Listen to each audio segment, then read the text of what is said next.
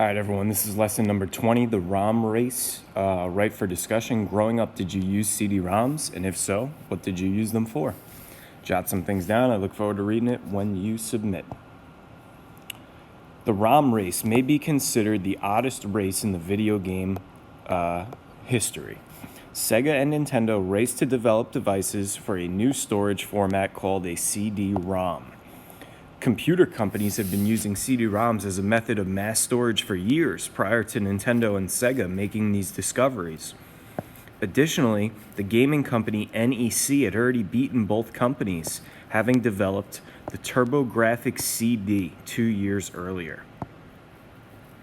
Sega planned to release their new console named the Mega CD in Japan by September of 1991, and then in the United States in the following year. Sega of America was very excited for this newer technology to reach the US because they saw it as a way of turning the technological tables in Sega's favor, putting another nail in the Nintendo coffin. However, Sega of Japan and its partners worked on the project. Their partner was actually Sony. They handled all of the design work, shutting out Sega of America executives until the project was completed. Japanese executives kept the unit hidden from Sega of America. So Sega of Japan is working on this project quietly with Sony.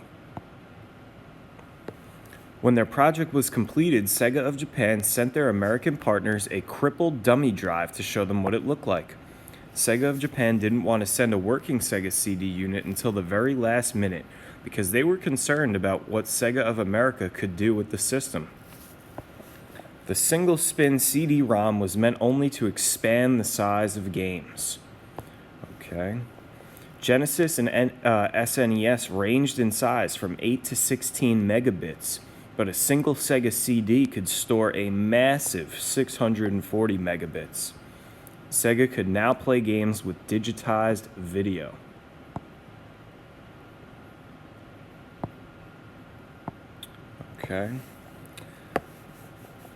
Nintendo also planned to manufacture a CD-ROM drive. Like Sega, Nintendo turned to Sony as their partner. Nintendo claimed they could have manufactured and distributed the drive within a year. However, Sony was proving to be a dangerous partner. Sony executives had revealed plans to release their own CD-based video game system called the PlayStation. Nintendo executives wondered about the wisdom in giving them access to Nintendo's system by having Sony make a Super NES-compatible CD drive. After reconsideration, Nintendo still allows Sony to announce the plans for the drive at the Consumer Electronics Show. Think of this as the original E3. The very next day, Nintendo strikes a deal with Philips NV instead. Sony executives were shut out and humiliated on a global scale. Ken Kutaragi was the young engineer that Sony placed in charge of the project. Kutaragi went straight to the Sony CEO, Norio Oga, to plea for permission to keep the PlayStation project alive, but just removed the Super Nintendo compatible portion of the project. Later, the project would be built into a standalone unit that would immediately render the Super NES obsolete, just not yet.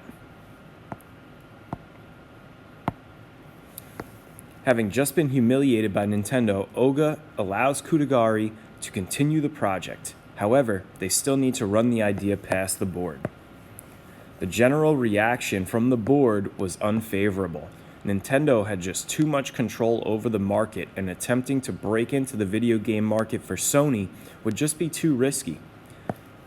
In the end, Oga ignores his board and approves the project, and Kutaragi quietly works on this project while Nintendo executives are looking for suitable games for their CD project.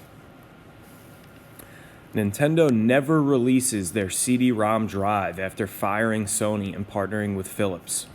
They first announced delays claiming that the console would be ready by August of 1993, but behind the scenes, Nintendo was secretly shutting down the entire project. By 1995, Nintendo would be the only major video game company that did not have a CD-based game console. The Sega CD was released in the US on October 15th of 1992. It was retailed for $2.99, and a game called Sewer Shark came bundled with the console. However, Sega and Nintendo found themselves facing a new and increasingly more dangerous opponent in the early 1990s, PC computers. All right, if you want to see some videos about the actual Nintendo PlayStation, you could watch them here. Okay. Don't forget to submit your